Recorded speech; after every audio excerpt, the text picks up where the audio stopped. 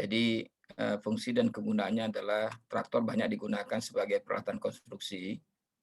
Tujuan utamanya adalah untuk menarik, mendorong beban atau muatan ya.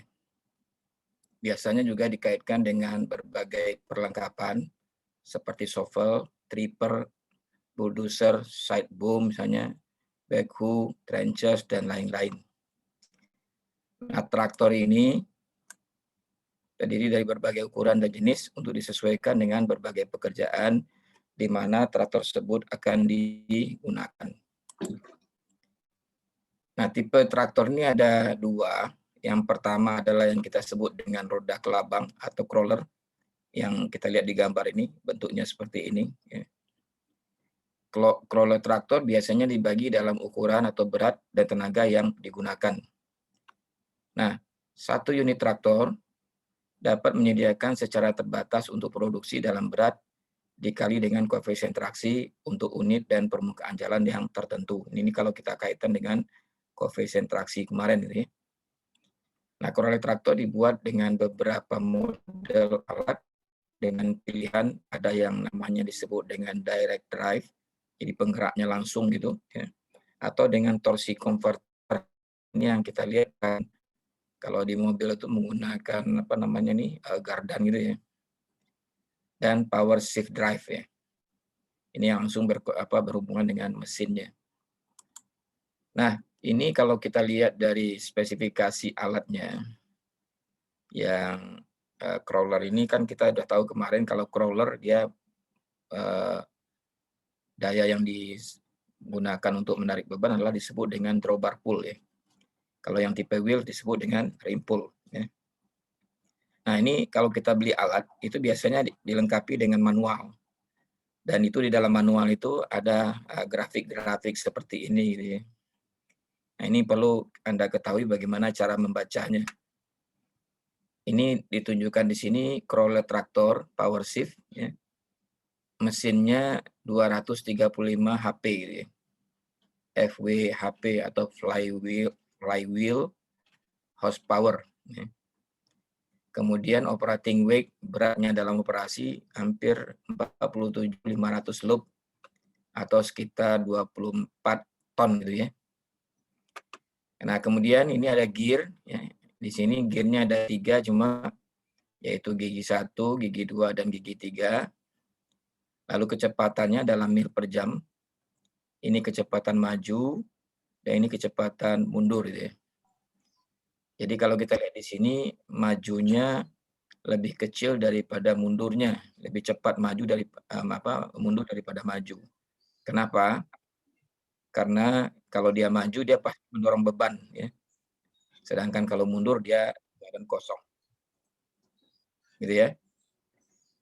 Nah, kemudian di dalam gambar ini grafik ini ya atau kurva ini yang bagian kiri ini kita sebut drawbar, satuannya dalam ribuan loops ya. Jadi kalau 20 di sini disebutkan berarti 20.000 loop. Nah, itu besarnya drawbar pull-nya. Sedangkan yang bawah ini adalah speed-nya, kecepatannya. Kecepatannya adalah mil per jam. Sehingga kalau kita misalnya ya, butuh drawbar pull-nya 30.000. Kita lihat di angka 30, kemudian tarik ke arah kanan. Nah, ini ada dua kemungkinan nih. Kita bisa pakai gear 1 atau kita pakai gear 2. Gear 1, ya gear 21 dan gear 2 ya. Nanti kita tarik ke bawah, maka kita dapatkan kecepatannya. Kurang lebih sekitar 2 mil per jam. Jadi ini cara menggunakan kurva atau grafik ini. Kalau kita punya beban atau butuh drawbar pull-nya 50.000 loops, maka di sini kita tinggal tarik di angka 50, tarik ke arah kanan, ternyata yang bisa digunakan hanya gear 1. Jadi kita perintahkan pada operator, Anda pakai gear 1, jangan pakai gear 2 atau gear 3. Ya. Terus nanti ditarik ke bawah, maka kecepatannya kurang lebih 3 mil per jam gitu ya. Nah, inilah cara penggunaan dari grafik ini. Ada pertanyaan di sini?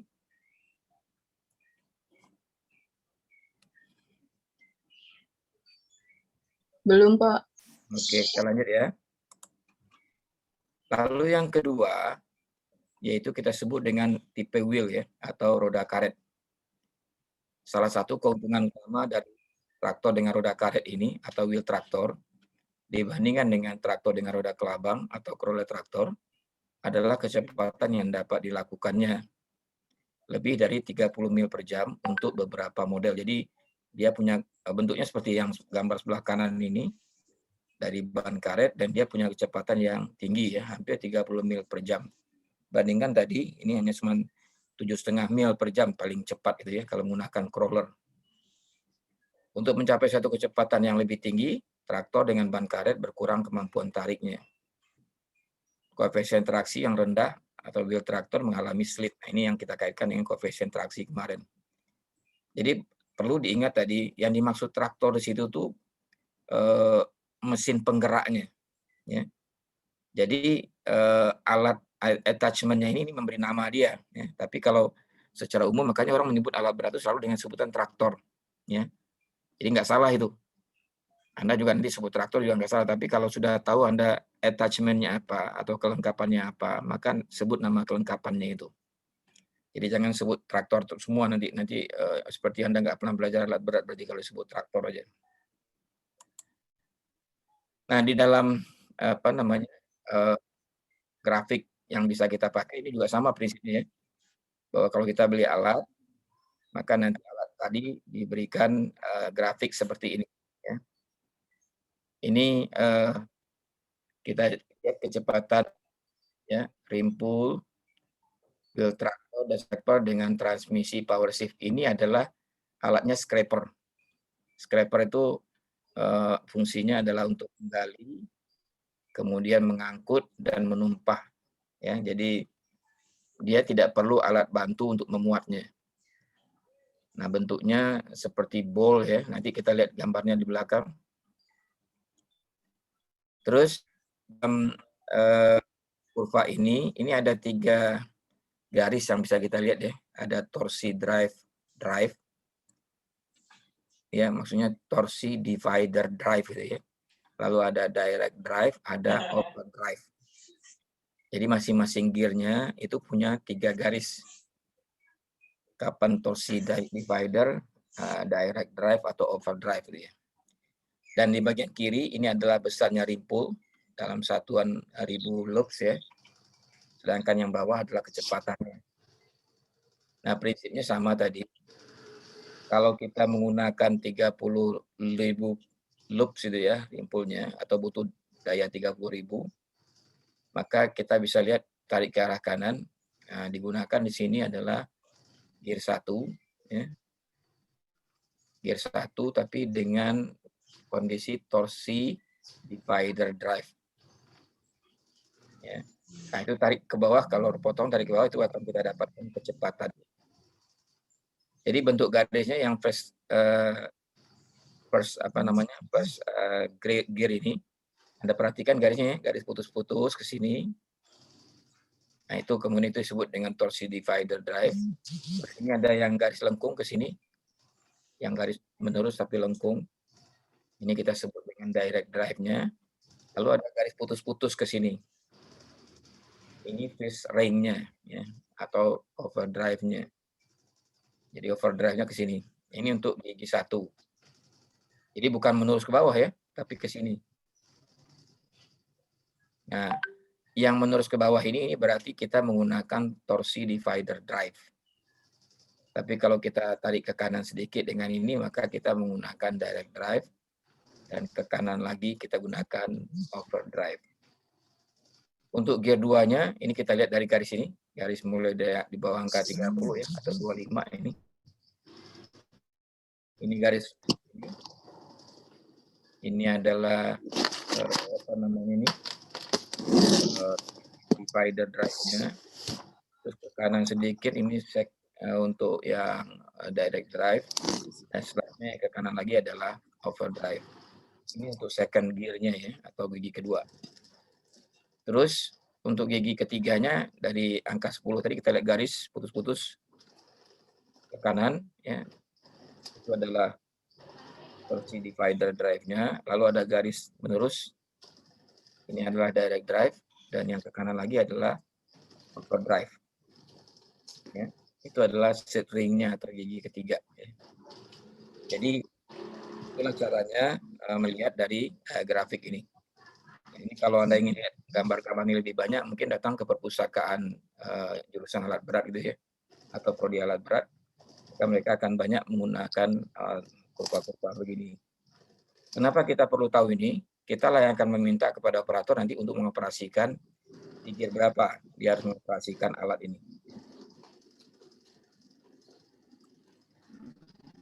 Terus bentuk yang lain, ini contohnya adalah scraper juga, traktor dan scraper. Ya. Ini ada dua kurva di sini ya. Kurva bagian pertama menunjukkan hubungan antara total resisten dengan berat daripada alat. Kurva kedua itu menunjukkan kecepatan dan gear yang digunakan serta besarnya rimpul yang diperlukan. Nah, cara membacanya dimulai dari kiri bawah gitu ya. Anda punya alat itu akan mengangkut beban berapa atau W-nya berapa. Misalnya di sini kita ambil W-nya 150.000 ya, loop. Ya, 150.000 loop. Anda lihat garis putus-putus ini, lalu dia beroperasi di daerah, kita lihat di sini garis potongannya. Nah ini total resistennya 8. Ini 8% ya. Sehingga kita tarik ke sini, 150.000 tarik ke garis miring ya. 80%, tarik ke kanan. Nah, ternyata di sini kita dapatkan dia harus dioperasikan pada gigi 3. Ya. Tarik ke bawah, inilah kecepatannya itu sekitar 10. Lalu kalau Anda ingin tahu berapa besarnya rimpulnya, maka tinggal diteruskan aja garis ini ke kanan. Nanti akan diketahui besarnya rimpul yang akan digunakan untuk menghadapi atau membawakan seberat 150.000 pound tadi. Nah, itu hubungan antara total resisten dengan berat muatan atau W, lalu kecepatan yang digunakan, total yang digunakan, dan kecepatan yang kita dapatkan. Jadi dengan satu kurva, kecepatan dan rimpul yang diperlukan serta gear operasi yang digunakan akan ketahuan. Tinggal kita menentukan total resistennya aja. Nah, total resisten kan udah kita bagaimana menentukan total resisten kalau misalnya jalannya datarnya turun ataupun jalannya menanjak. Baik, itu yang ke berikutnya ya, tabel kurva yang kita perlu ketahui. Nah, kalau kita bandingkan antara traktor tipe wheel dengan tipe crawler, maka kita bisa lihat ada 3 hal yang kita bisa bandingkan. Yang pertama adalah kekuatan tariknya. Ya. Nah, ini kalau kita lihat di traktor itu, wheel traktor itu kecil kekuatan tariknya. Tapi di crawler kekuatan tariknya besar. Tadi kita bisa lihat tadi tipe crawler itu puluhan ribu kekuatan tariknya. Sedangkan kalau kecepatan itu wheel traktor lebih cepat. Tadi bisa sampai 60 mil per jam ya. Tapi kalau crawler traktor hanya sampai 7,5 mil per jam. Kemudian tekanan terhadap permukaan tanah itu besar. Kenapa besar kalau wheel? Berarti kita sudah sampaikan di dasar teknis kemarin, yaitu tekanan itu sama dengan P per A. A itu adalah bidang kontak dengan permukaan tanah. Jadi kalau bidang kontaknya kecil, maka T-nya akan besar. Tapi kalau bidang kontaknya besar, maka T-nya akan kecil. Makanya kalau crawler traktor bidang kontaknya besar. Ya. Kalau wheel traktor bidang kontaknya kecil. Lalu bagaimana pertimbangan kita adalah memilih traktor? Yang pertama adalah ukuran yang diperlukan untuk menyelesaikan pekerjaan. Jadi berapa besar sih ukuran yang kita butuhkan? Lalu yang kedua, jenis pekerjaan yang akan dilaksanakan seperti misalnya mendorong, ya, bulldozer, menarik, atau pulling. Ya. Ini yang ditarik itu scraper biasanya. lalu menggaru atau ripping, kemudian pembersihan lahan atau land clearing, dan lain-lain. Jadi untuk pemindahan tanah mekanis itu yang digunakan adalah traktor umumnya gitu. Makanya kalau Anda dengar orang bilang traktor, yaitu itu memang itulah traktor sebetulnya. Tapi ketika dia dihubungkan dengan maka namanya disebut bulldozer, bisa disebut dengan motor grader, bisa disebut dengan reaper, bisa disebut dengan backhoe, bisa disebut dengan shovel ya, trenchers, dan lain-lain. Terus jenis landasan kerja di mana alat dioperasikan. Nah, ini kaitannya dengan tekanan terhadap permukaan tanah tadi. Jadi kalau tanah kita lembek atau labil, kita gunakan crawler. Tapi kalau tanahnya keras, mungkin kita gunakan tipe wheel supaya gerakannya cepat. Lalu kekuatan jalan angkut. Jadi maksudnya cukup kuat nggak jalan angkut yang akan dilalui.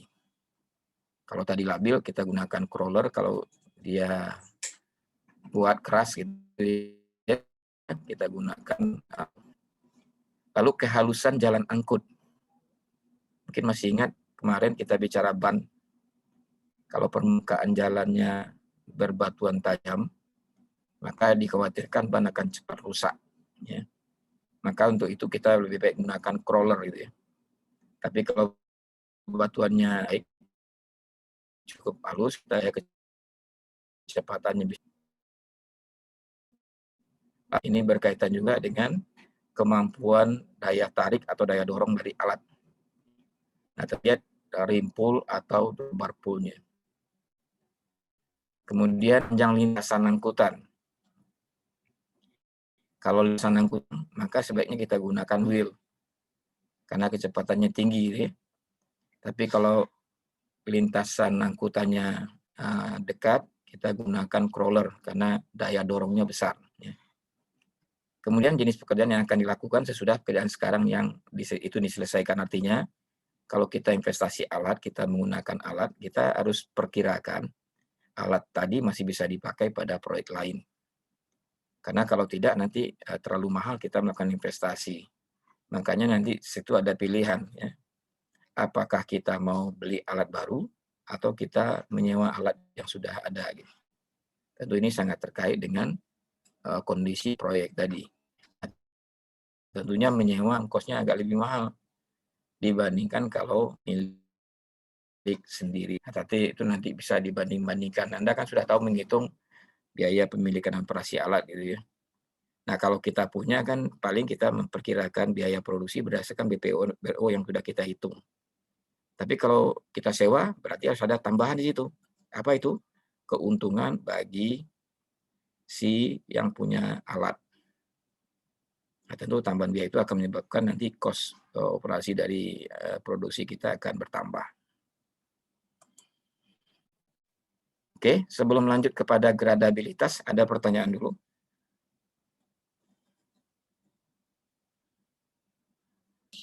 Belum, Pak. Belum. Sekarang kita bahas tentang kemiringan atau gradability. Kemiringan atau gradabilitas adalah maksimum kelandaian tanjakan yang dapat dihadapi oleh traktor tipe wheel atau tipe crawler. Gradabilitas traktor ditentukan pada saat alat dalam keadaan kosong atau dalam keadaan isi. Gradabilitas dari traktor akan lebih besar dibandingkan untuk traktor yang menarik muatan. Ya. Apa yang faktor-faktor yang mempengaruhi gradabilitas? Anda masih ingat ya, gradabilitas itu kelandaian atau kemiringan permukaan daerah operasi. Ya. Yang pertama adalah tenaga yang tersedia pada mesin dan ketersediaan drawbar pull atau rim pull. Kemudian yang kedua, tahanan gelinding dari jalan angkut. Karena itulah yang dihadapi di lapangan. Jadi ada tahanan gelinding atau rolling resistance, ada gradabilitas yang nanti akan menimbulkan grade resistance. Lalu yang berikutnya adalah beratnya alat. penggerak utama dan muatannya. Karena W akan berpengaruh nanti terhadap beban yang harus didorong atau yang harus diangkat atau yang harus ditarik. Dan ini yang ujung-ujungnya nanti akan kita dapatkan nanti adalah seberapa besar sih kelandaian yang akan dihadapi itu. Nah, kelandaian yang akan dihadapi itu harus dikaitkan dengan kelandaian izin yang diberikan atau yang dipunyai oleh alat. Jadi alat itu, tidak usah jauh alat lah, motor atau barangkali mobil gitu ya. Itu kalau dia nanjak, itu kan ada batas kemiringan yang bisa dia tempuh. Kalau nggak lebih dari batas kemiringan, maka dia akan terguling, gitu ya. Motor juga akan terguling, mobil juga akan terguling. Jadi harus ada batas izin di mana alat tidak masih aman atau tidak terguling. Nah, itulah yang kita sebut sebagai kelandaian yang diizinkan atau gradability yang diizinkan. Nah, ini gambaran kemarin ya. Ini adalah crawler ya, scraper. Di belakangnya didorong oleh traktor. Saya akan belum bahas ini ya, tapi saya lanjut dulu.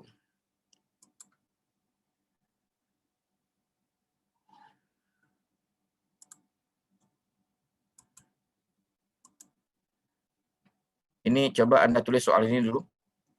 Nanti kita bahas.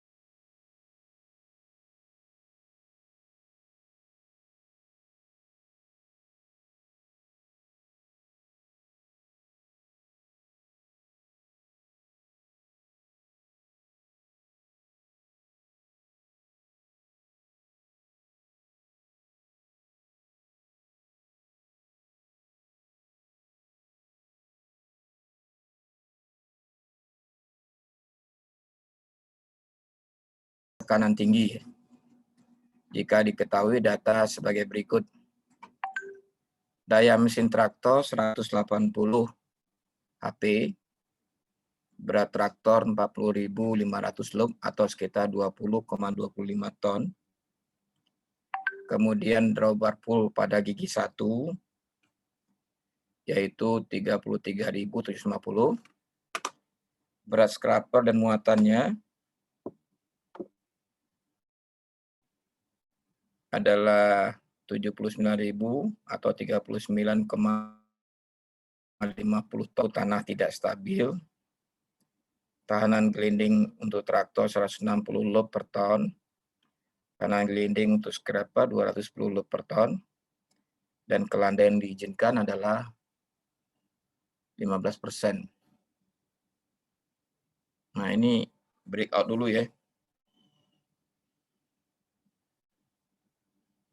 Jadi ini kelandaian yang ditanya tuh G-nya ini nih. Ya, G, ini kelandaiannya ini, garis yang hitam ini.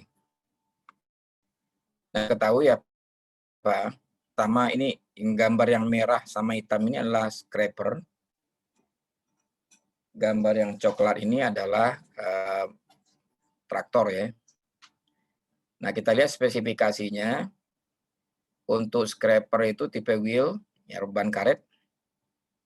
Lalu beratnya scraper 39,5 ton muatan ini ya. Lalu rolling resistance dari scraper ini adalah 210 load per ton. G yang diizinkan untuk adalah 15%. Jadi kalau lebih dari 15% dia terguling gitu ya. Kemudian yang mendorongnya ini adalah traktor tipe crawler. Ya. Lalu drawbar pull-nya pada gigi 1 adalah 33.750 loop. Masih ingat ya? Drawbar pull itu apa maksudnya? Lalu BT artinya berat daripada traktornya adalah 20,25 ton. Rolling resistance dari traktor ini adalah 160 load per ton. Pertanyaannya adalah berapa G-nya? Ya.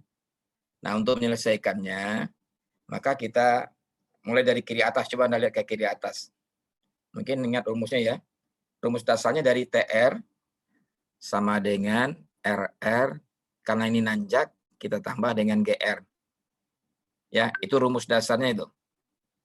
Lalu, kalau kita kaitkan dengan berat alatnya, maka rumusnya jadi TTR. TTR itu adalah W dikali TR, ingat kan? Lalu TRR itu berarti W dikali RR. Lalu TGR atau W dikali dengan GR. Oke. Nah, sekarang TTR-nya itu apa sih? Nah, itu kan yang akan dihadapi oleh drawbar pull kan? Drawbar pull kita ketahui 33.750 loops. Kita nggak pakai semua. Kita pakai aja 80% gitu ya. Boleh nggak kita pakai 75%? Boleh. Tapi ya terlalu kecil gitu ya. 90% boleh nggak? Boleh. Cuma persoalannya nanti hati-hati. Takut keplisit hitungannya nggak kuat dia di lapangan. Maka kita coba ambil 80% saja. Jadi yang kita pakai dari 33.750 adalah 27.000 loops. Gitu ya. Yaitu 80% dari 33.750. Nah, sekarang berapa TRR-nya? Tadi sudah dikatakan TRR itu adalah W dikali dengan RR. Ya. RR-nya di sini ada dua nih. Ada RR dengan ban karet, ada RR dengan ban atau roda kelabang.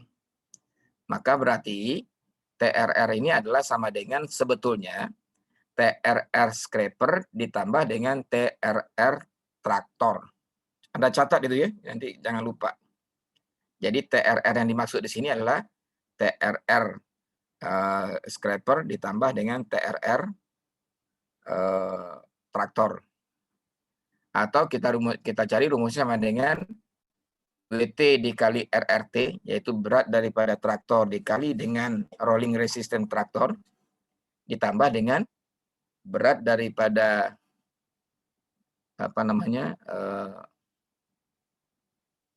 scraper dikali dengan rolling resistance-nya scraper. Ini nanti saya tambahkan sini ya. Jadi ini sebetulnya kalau kita rumuskan ini adalah TRR T traktor ditambah dengan TRR scraper ya. Nah, rumusnya kan TRR tadi adalah W dikali dengan R-nya. Nah, ini kita dapatkan. Ya. Oke. Save dulu. Nah, didapatlah 11.535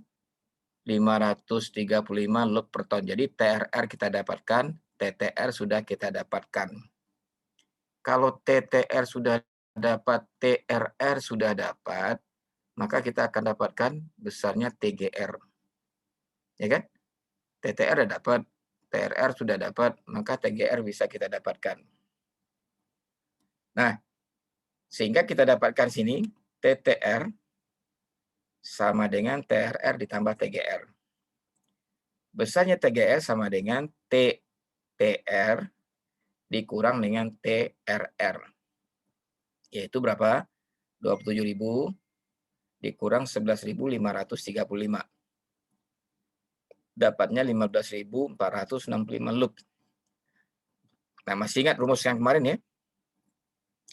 Kalau G-nya kita anggap 1%, maka GR 1%-nya sama dengan 20 loop per ton. Sekarang kalau kita hitung TGR ini 1%, kan berarti sama dengan TGR 1% dikali dengan sama dengan W dikali dengan GR. W-nya berapa? W-nya adalah jumlah dari berat daripada traktor ditambah dengan berat dari scraper. Ingat ya, scraper nggak punya mesin. Yang mendorongnya adalah traktornya. Makanya berat itu dibebankan kepada traktor. Lalu GR-nya tadi karena 1% 20 loop per ton dikali 20. Ya. Sehingga dapatnya adalah 1.195 loops. Itu untuk 1%. Sehingga kalau kita ingin cari berapa sih G yang ya, diizinkan yang akan dihadapi oleh traktor ini, yaitu G sama dengan GR total yang tadi kita dapatkan 15.465 dibagi dengan TGR 1% yang kita dapatkan 1.195 dikali dengan 1% karena hitungannya persen kan, dapatnya adalah 12,94%. 12,94%, tadi kita ketahui GIJ-nya 15%. Berarti yang kita pakai berapa? Yang kita perintahkan ke operator berapa G-nya? 12,94. 12,94. Jadi bukan 15% ya. Tapi kalau misalnya G-nya dapatnya, contoh ini, G-nya dapatnya 16%. Maka yang kita perintahkan ke operator berapa? 15. 15%. Ya, itu prinsipnya ya. Nah, sehingga dengan demikian kita akan dapatkan berapa G yang kita akan perintahkan kepada operator. Ada pertanyaan?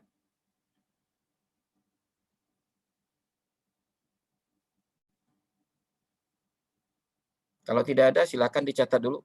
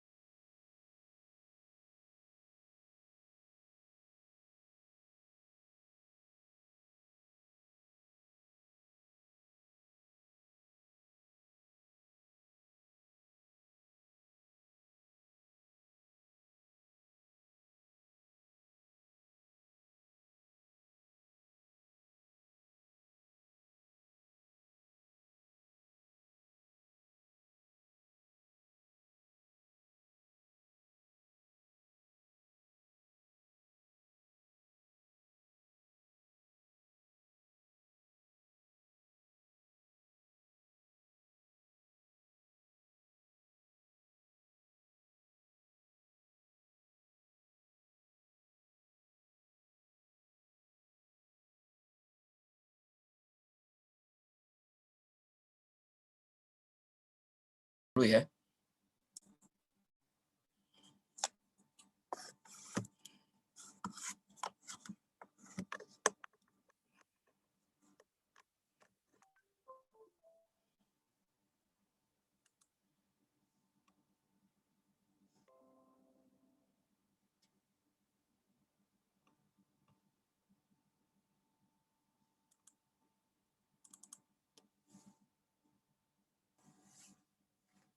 Tentukan gradabilitas dari wheel traktor yang menarik wagon ya,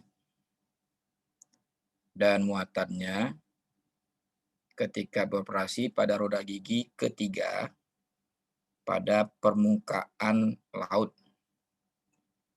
Maksudnya pada permukaan laut itu artinya di daerah yang oksigennya masih penuh gitu lah ya. Jika diketahui sebagai berikut, tingkat torsi pada putaran 2100 ya, 2100 rotasi per menit itu adalah 750 loop per feet, 750 loop feet gitu ya. Lalu total reduksi roda gigi 41, kemudian radius kelinding yang dimuat, jadi ketika dalam keadaan isi 29,38 in, berat total 138.500, tahanan gelinding 50 loop per ton.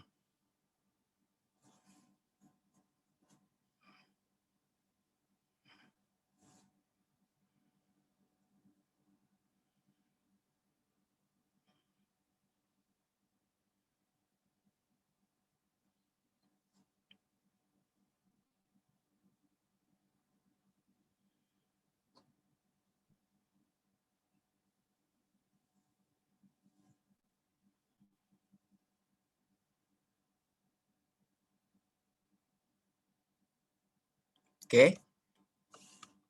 Nah, sekarang kita coba bagaimana menyelesaikannya. Bentar ya.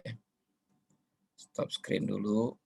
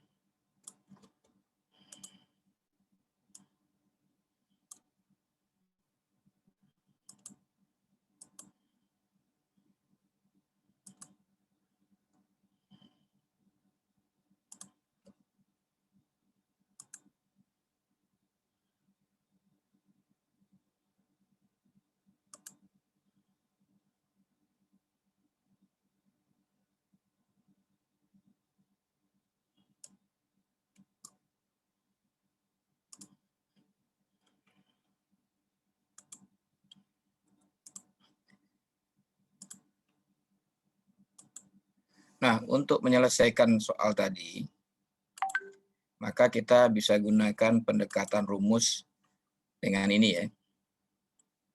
Jadi faktor-faktor yang mempengaruhi maaf.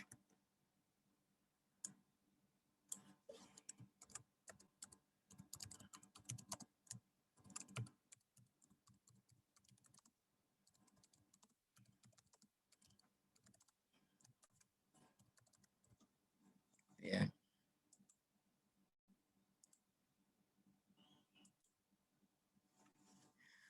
Yaitu K, mungkin tolong dicatat nanti rumusnya ini. K sama dengan 972 dikali T dikali G dibagi dengan R dikali W dikurang N dibagi dengan 20 gitu ya. Oke. K itu yang kita sebut dengan gradabilitas itu di dalam prosentase. Lalu T adalah tingkat torsi mesin. Satuannya loop fit gitu ya. Kemudian G total pengurangan roda gigi untuk masing-masing roda gigi yang dipilih.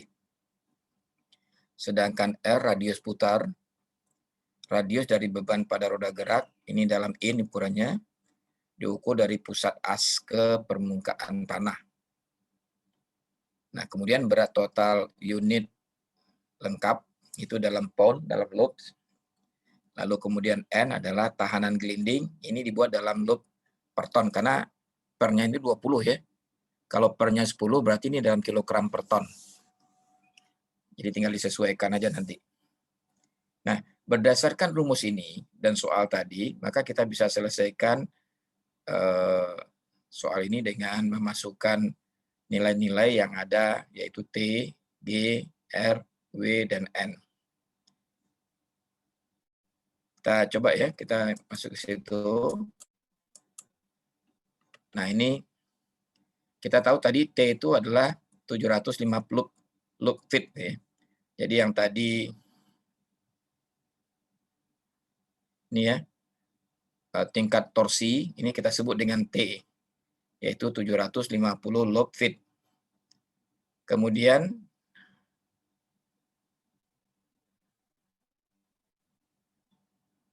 G itu 41 ya. G itu adalah 41, yaitu apa? Kalau tadi di sini disebut dengan total reduksi roda gigi ya. 41. Kemudian R-nya adalah 29,38. Lalu W-nya adalah 138.500. Tahanan gelindingnya atau R-nya adalah 50 loop per ton. Sehingga ini kita masukin semua angka-angka ini. Nah ini ya. W-nya tadi R-nya sudah, N-nya sudah, maka dapatlah K-nya sama dengan berapa?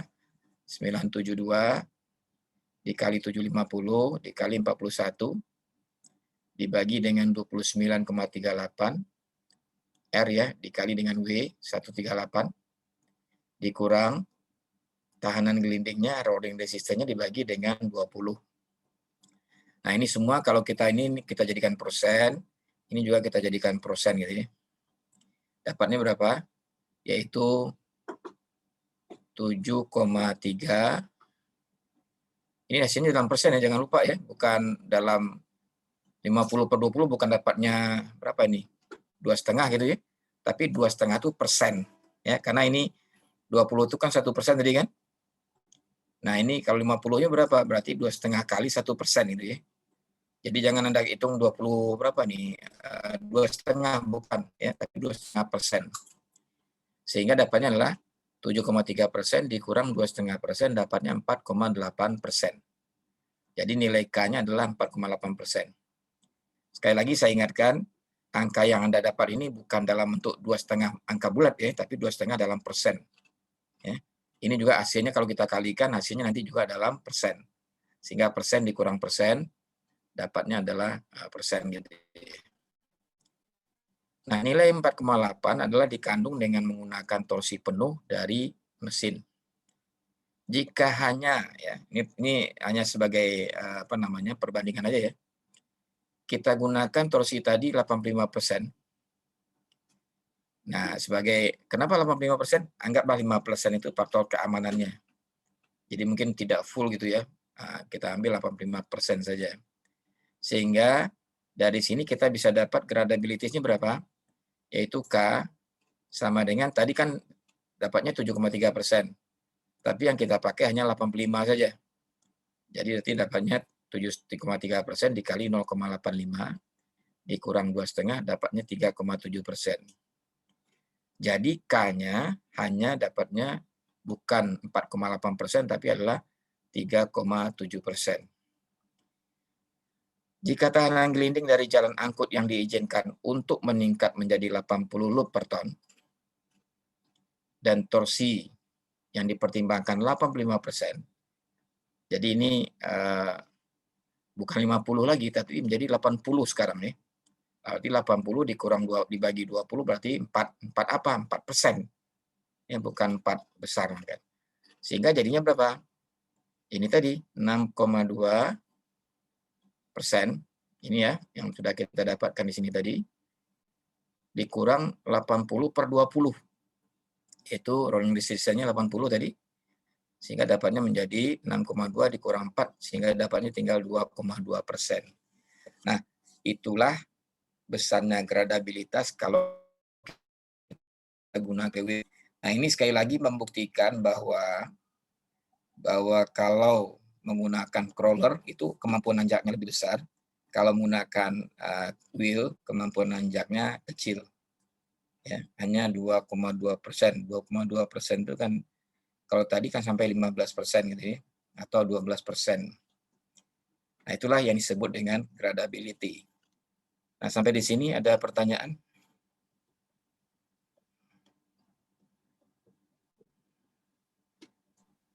Tidak ada, Pak. Belum ada. Belum ada ya? Sudah dicatat nih? Lagi mau dicatat, Pak. Silakan. Sudah, Pak.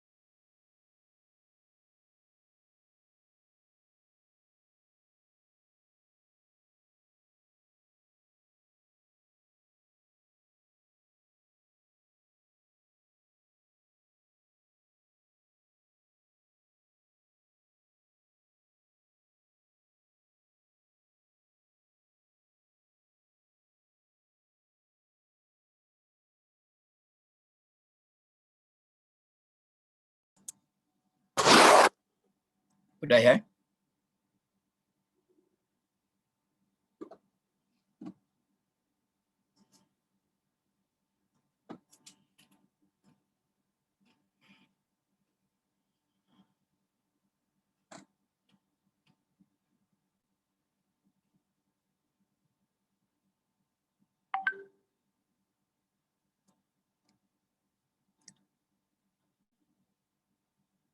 Baik, saya kira cukup ya. Berikutnya saya ingin tahu kemarin hasil hitungan Anda berapa dapatnya untuk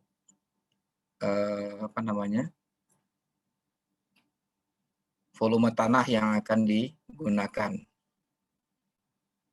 Ini saya stop dulu. Saya ingin buka Excel-nya ya.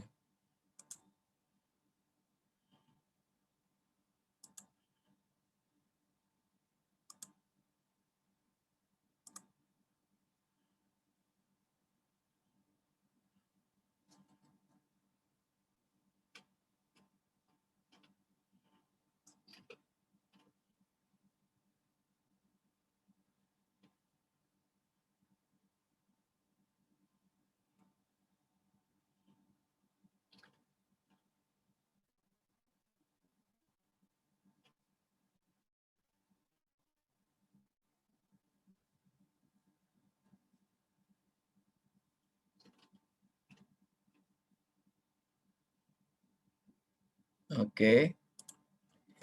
Ini perubahan material gitu ya. Kemarin kita ketahui B-nya berapa? Soal kemarin B-nya berapa? 110, Pak. 110 log per ton ya. Kemudian L-nya 85. 85 log per ton. Kemudian C-nya 120. 20 log per ton. Lalu kemudian dari sini kita dapatkan apa? Swell ya. Iya.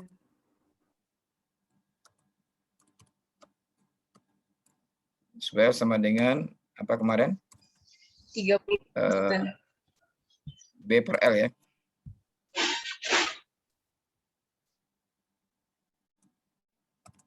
Dikurang 1, B per L ini kan. Dikurang 1 dikali dengan 100% gitu ya. Ini kita persentasikan dapatnya 29%. Gitu ya. Seringkitnya ini sama dengan 1 dikurang B per C. S kok B per C. 1 dikurang ini B dibagi dengan ini.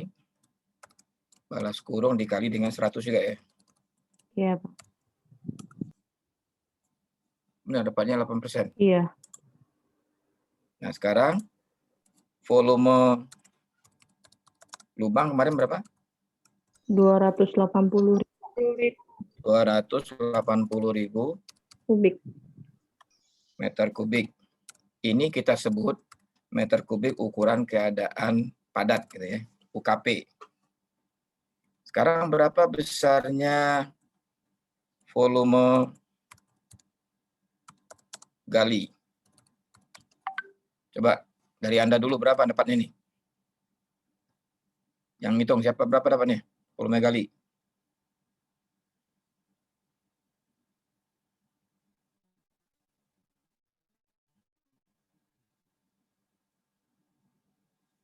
Udah ada yang ngitung belum?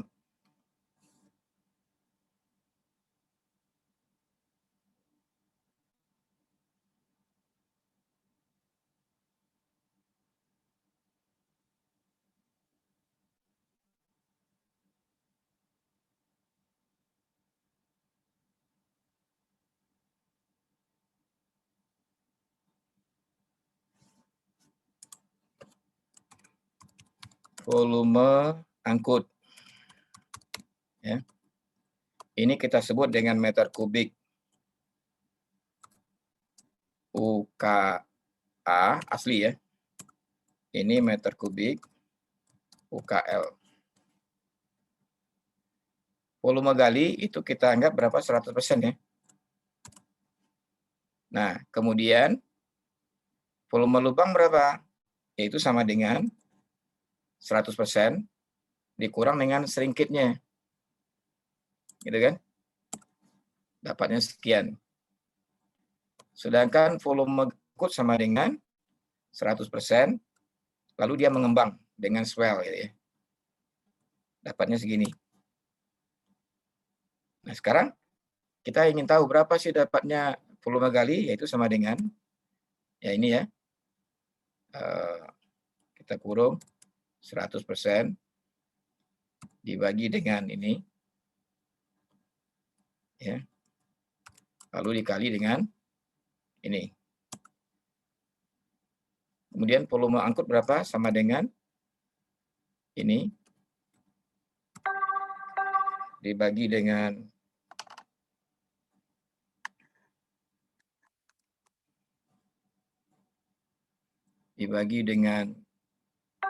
volume lubangnya tadi ya, 92%. S ini ya bagi ini lalu dikali dengan volumenya. Nah, dapatnya segitu. Gimana hasil Anda sama nggak dengan ini?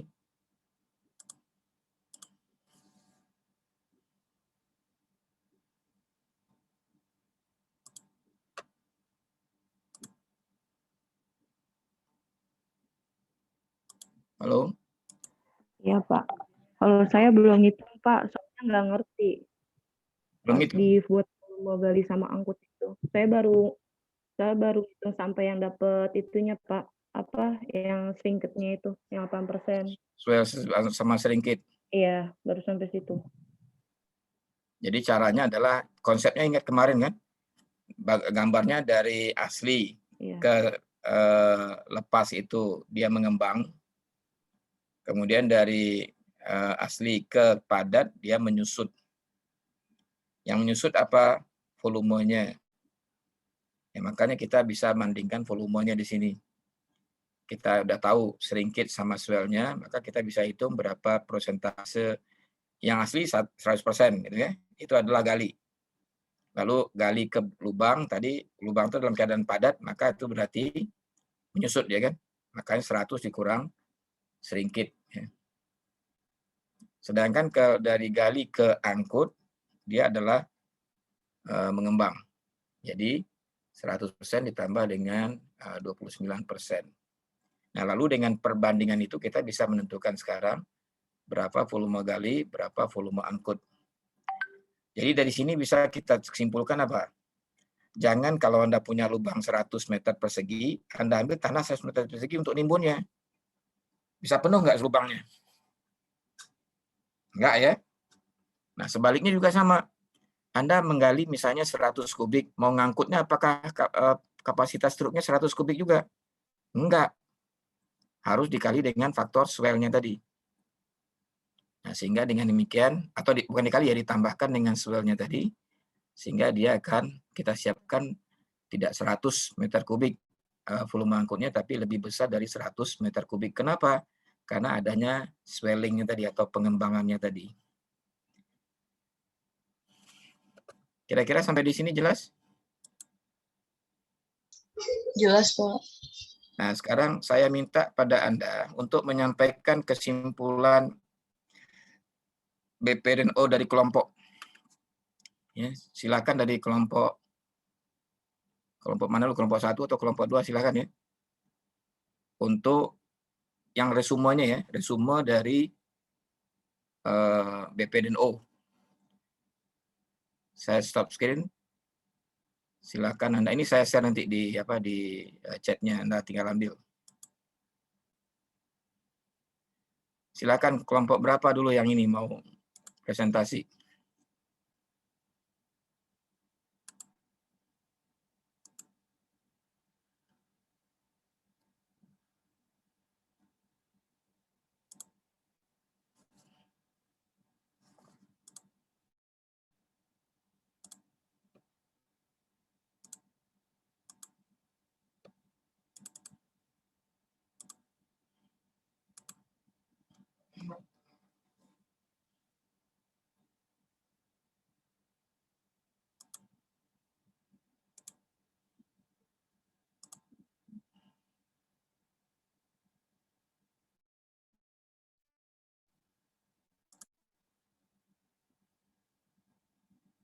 Nah, Excel-nya sudah saya ambil ya. Silakan kelompok 1 atau kelompok 2. Kan kemarin udah dihitung kan? Kelompok 3 atau kelompok 4, silakan. Iya Pak, ya Pak.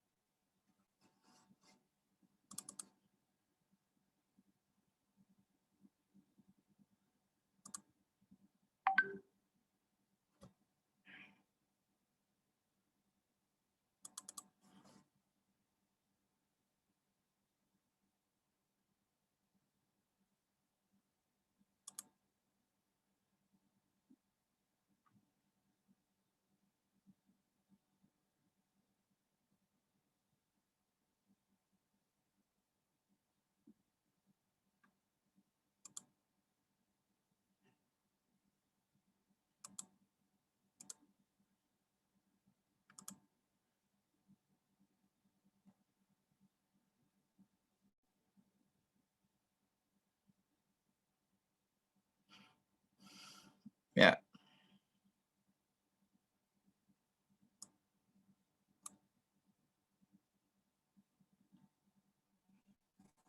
Belum keluar.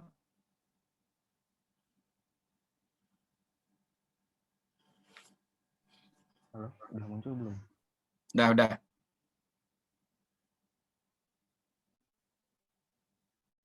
Nah, benar Pak. Ya, udah, silakan. Loh kok ditarik lagi?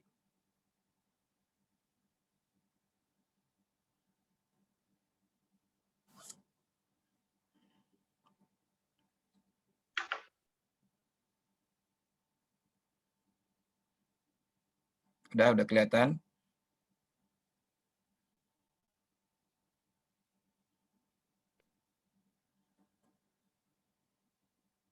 Hai. Halo.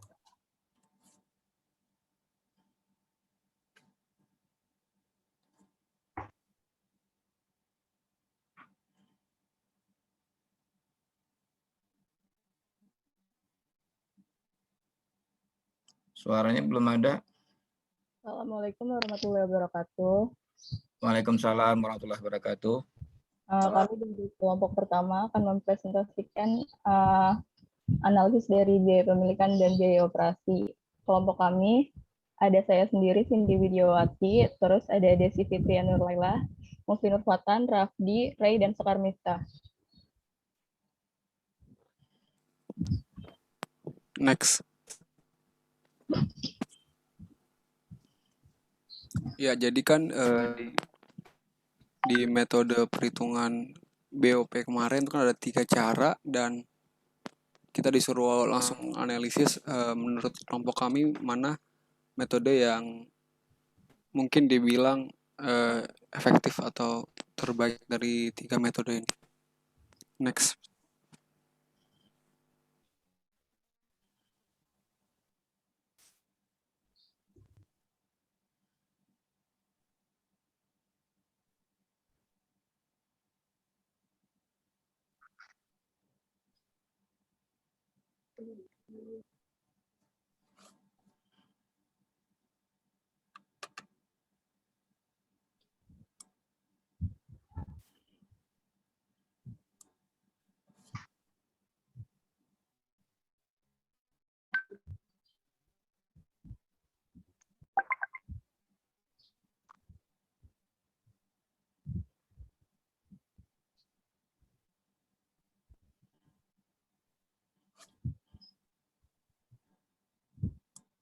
Mana suaranya?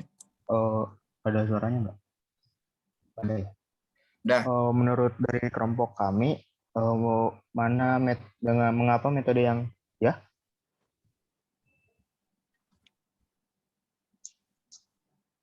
Silakan terus. ya mengapa metode satu yang kami pilih karena nilai depresiasi selalu stabil sama sepanjang 8 tahun dibandingkan dengan metode pengurangan berganda dan metode penjumlahan angka tahun. Hal ini menguntungkan jika pihak kontraktor ingin menjual kembali alat tersebut dalam jangka 1-4 tahun ke depan. Dengan stabilnya nilai depresiasi menjadikan biaya pemilikan dan biaya perawatan yang juga akan tetap sama tanpa mengalami kenaikan harga faktor tahun.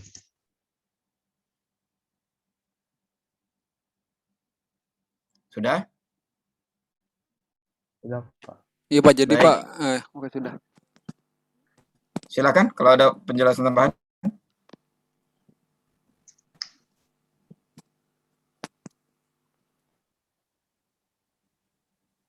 Nggak ada. Baik, kalau tidak ada stop screen, stop share ya, stop share. Biar kelompok yang berikutnya. Kelompok 2 dipersilakan. Nah, ini breakout dulu ya. Breakout dulu Pak. Sabar ya.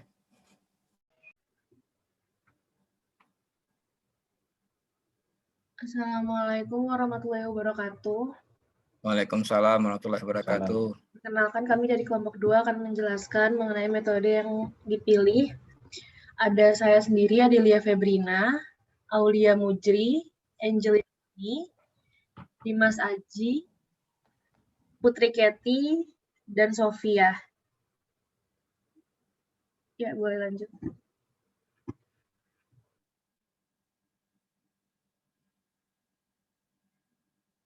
Ini kebiasaan nonton Netflix kayak ini ya. Terdapat 3 metode perhitungan biaya depresiasi. Yang metode pertama, metode langsung. Yang kedua, metode pengurangan berganda. Dan metode ketiga adalah metode penjumlahan angka tahun.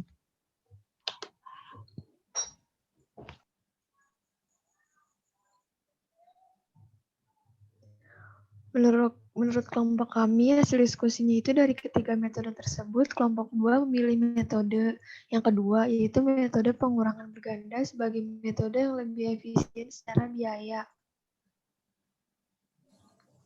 Alasan pemilihan metode tersebut, yang pertama, biaya penyusutan dan biaya pemilikan besar di tahun pertama, namun per tahunnya menurun, maka besar di awal dan kecil di akhir, walaupun biaya perawatan kecil di awal dan besar di akhir.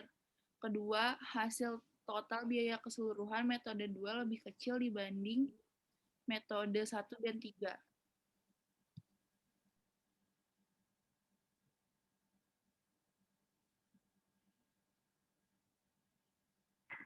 Dari tabel di sini bisa kita lihat yang di awal, yang alasan dari kedua itu, alasan yang kedua kenapa? Pertama kita lihat, kita melihat dari biaya pemilikan, dari hasil biaya perawatan dan back dulu Kat. Bentar. Oh, udah DN aja. Nah, yang tabel Kat.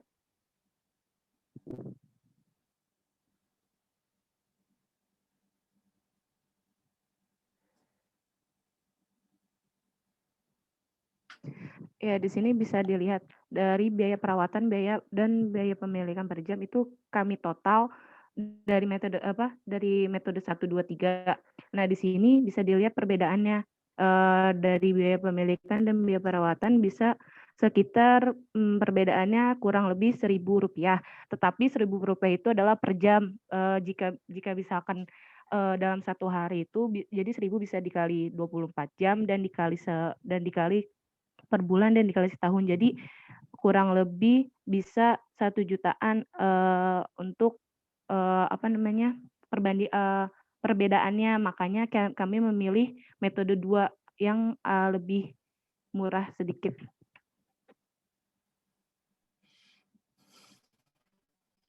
Oke.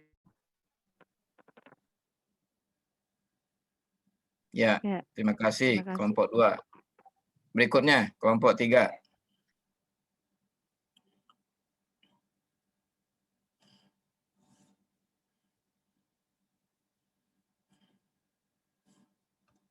Silakan kelompok 3.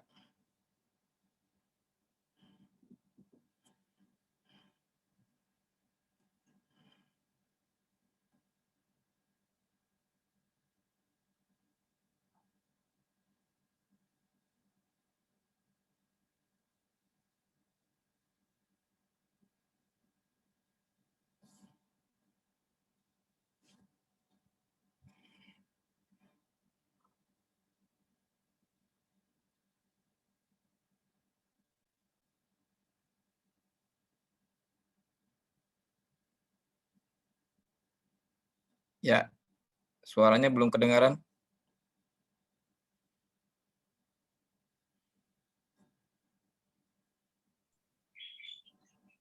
Assalamualaikum warahmatullahi wabarakatuh. Selamat pagi.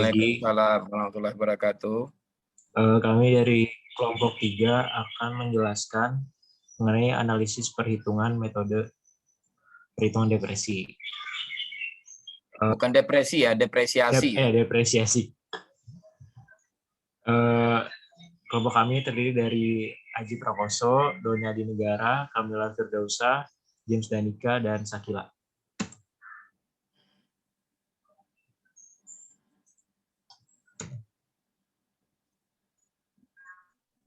Nah, dari metode-metode perhitungan depresiasi ini kan ada 3, yaitu metode langsung, metode penurunan berganda, dan metode penjumlahan angka tahun.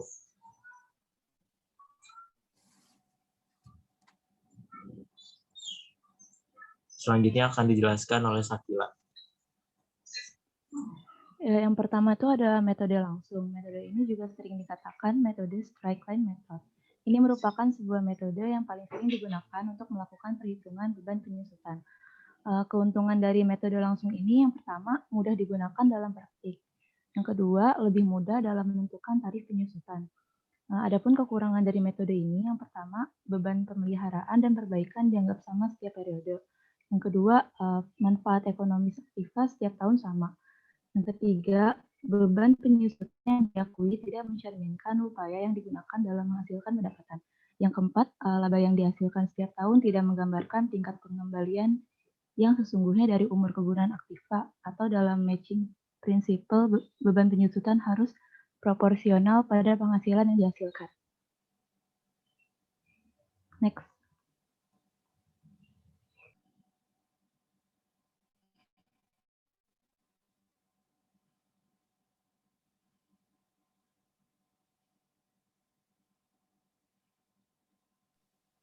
Kemudian metode yang kedua adalah metode penyusutan aktiva tetap yang ditentukan berdasarkan persentase tertentu dan dihitung dari buku pada tahunan yang bersangkutan.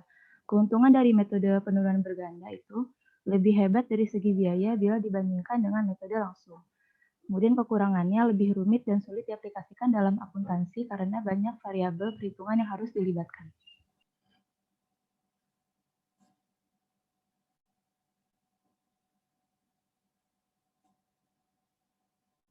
Selanjutnya akan dibacakan oleh Kamila.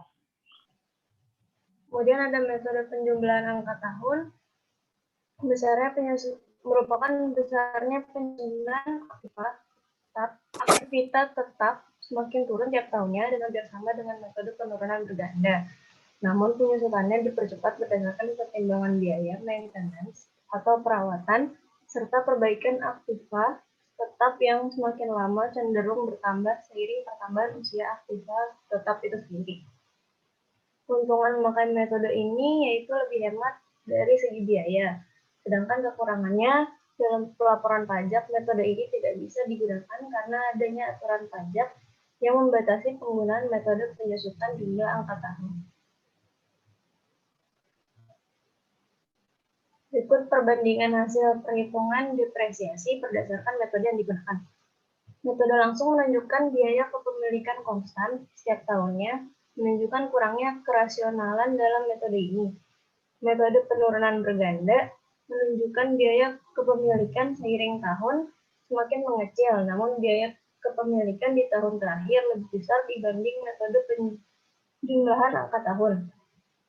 Metode penjumlahan angka tahun menunjukkan biaya kepemilikan pada tahun terakhir yang lebih kecil dibanding metode penurunan ganda menunjukkan hasil yang lebih hemat.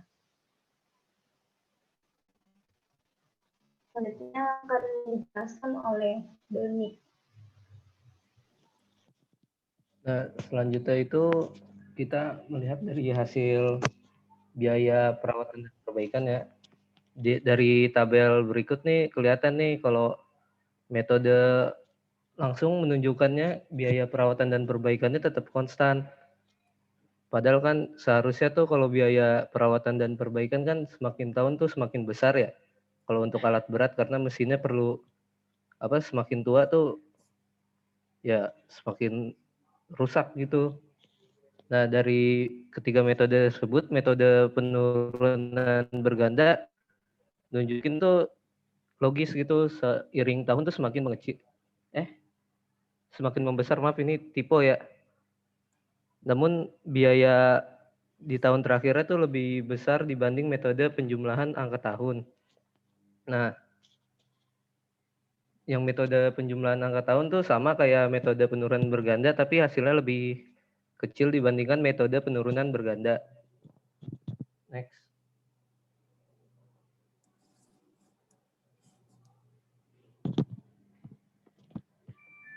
James. Next, James.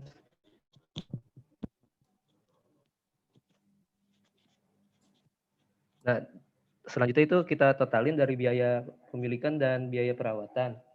Dari ketiga metode tersebut tuh bisa dilihat kan dari sini total biaya tuh paling kecil dengan metode penurunan berganda. Sedangkan memang metode langsung dan metode penjumlahan angka tahun tuh angkanya sama. Next, James.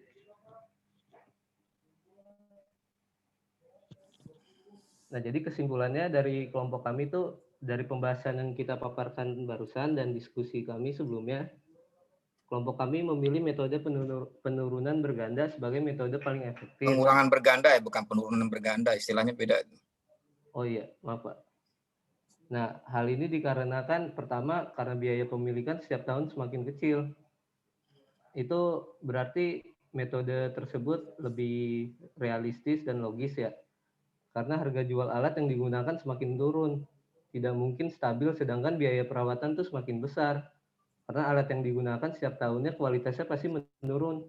Beriringan masa pakai, maka butuh perawatan yang lebih setiap tahunnya ya. Alasan kedua, karena dari segi biaya lebih hemat. Jadi bisa dilihat dari tabel sebelumnya, total biaya pemilikan dan biaya perawatannya paling kecil ya. Ya, udah. James, next dulu James. Lagi.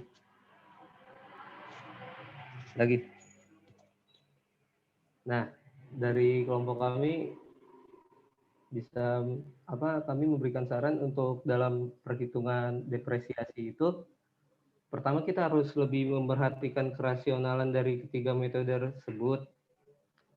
Jadi sesuai dengan apa objek yang kita hitung. Kedua tuh lebih memerhatikan peraturan dari pemerintah jika ada ketentuan yang berkaitan dalam perhitungan depresiasi yang kita lakukan, contohnya kayak pajak.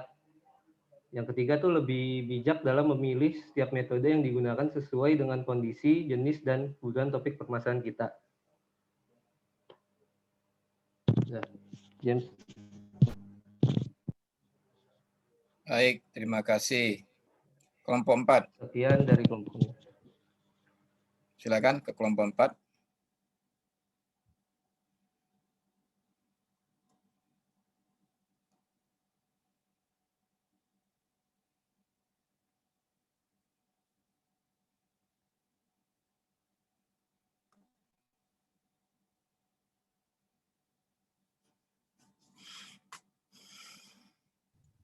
Assalamualaikum warahmatullahi wabarakatuh.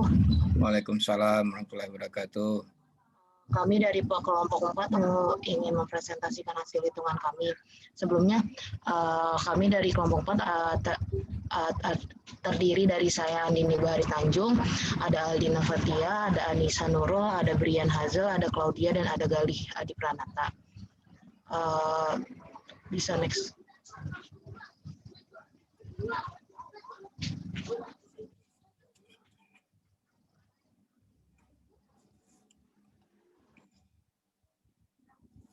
Nah, perhitungan itu kan ada 3 metode ya, ada metode langsung, tidak langsung, dan ada penurunan berganda, pengurangan berganda.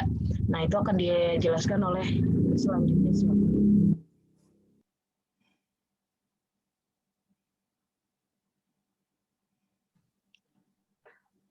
Nah, kalau buat metode langsung itu kan dari biaya kepemilikannya itu biaya pemilikan sama ke biaya perawatan dan perbaikan itu konstan. Jadi dengan biaya keseluruhan dari pertambahan biaya pemilikan dan perawatan itu dengan totalnya 15.876. Nah, untuk metode yang kedua, itu metode pengurangan berganda. Itu untuk biaya kepemilikannya itu semakin tahun semakin berkurang, dan dengan biaya perawatan dan perbaikannya semakin tahun itu semakin bertambah. Lalu dengan biaya keseluruhannya jika ditotal itu dengan totalnya 15.874.830. Lalu untuk metode yang ketiga dengan metode penjumlahan angka tahunan.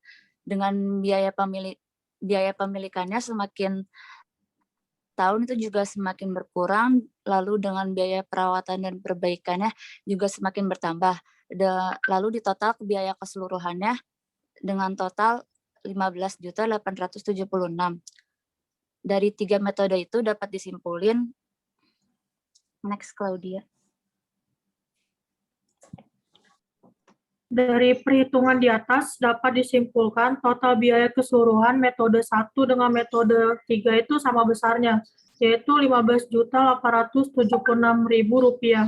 Dan biaya terendah terdapat pada metode kedua, yaitu metode pengurangan berganda dengan harga Rp15.874.830,20. Nah, itu selisih harganya itu adalah Rp1.099,80 per jam. Dan kalau dihitung untuk 1 tahun, seharga Rp1.754.700. Angka 1 juta itu tuh termasuk yang lumayan untuk kayak dikalikan gitu. Jadi dari analisa tersebut, perhitungan biaya kepemilikan bulldozer type wheel dengan umur ekonomis 8 tahun bisa digunakan metode pengurangan berganda karena dapat menghemat biaya yang digunakan.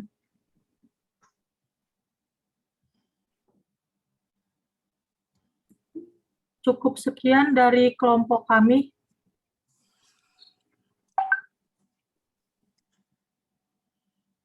Baik, terima kasih ya atas presentasinya. Dan saya lihat ada beberapa istilah yang barangkali perlu diluruskan ya. Pertama, metode langsung. Yang kedua, pengurangan berganda. Yang ketiga, penjumlahan angka tahun, tidak pakai an. Ya. Tidak pakai angka tahunan. Gitu ya. Oke, itu yang pertama. Yang kedua, yang dibandingkan itu sebetulnya bukan perhitungan depresiasinya.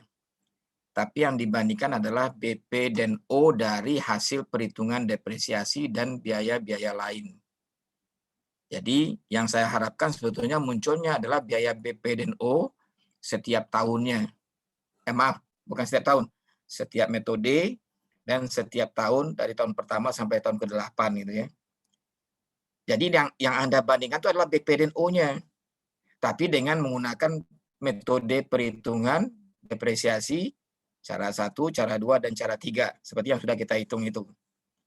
Makanya kemarin saya sampaikan, mungkin apakah Anda menghitung ulang semuanya kembali atau barangkali minta data dari teman-teman yang lain. Nah, data itu Anda tabulasi, lalu Anda bandingkan. Di antara ketiga metode itu mana BP dan O-nya yang paling menarik untuk digunakan di dalam penawaran? Karena kaitannya apa? BP dan O gunanya adalah untuk digunakan dalam menghitung biaya alat.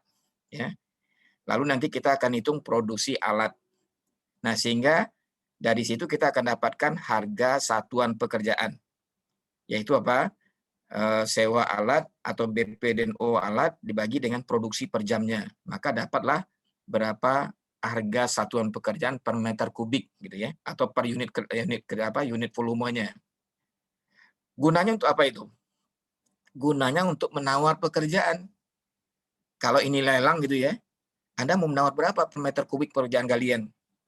Anda mau menawar berapa per meter kubik pekerjaan urugan? Anda mau menawar berapa pekerjaan pengangkutan? Ya. Jadi tujuannya ke sana.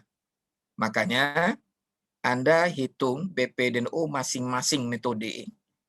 Jadi artinya biaya pemilikannya dihitung, biaya operasinya dihitung, totalnya berapa. Dari ketiga metode ini. Nah, nanti itu yang Anda bandingkan.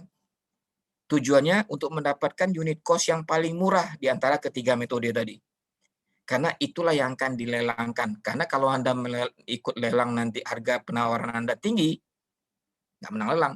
Ya. Nggak menang lelang. Jadi tahun pertama harga penawaran Anda tinggi, Anda pakai itu, Anda nggak pernah dapat proyek nanti jadinya. Ya logikanya begitu ya. Jadi Anda nggak akan pernah dapat proyek. Kalau nggak pernah dapat proyek, bagaimana kita membayar depresiasi? Jadi lihatlah dari metode tadi, lalu tentukan BP dan O masing-masing, mana yang paling murah di antara itu.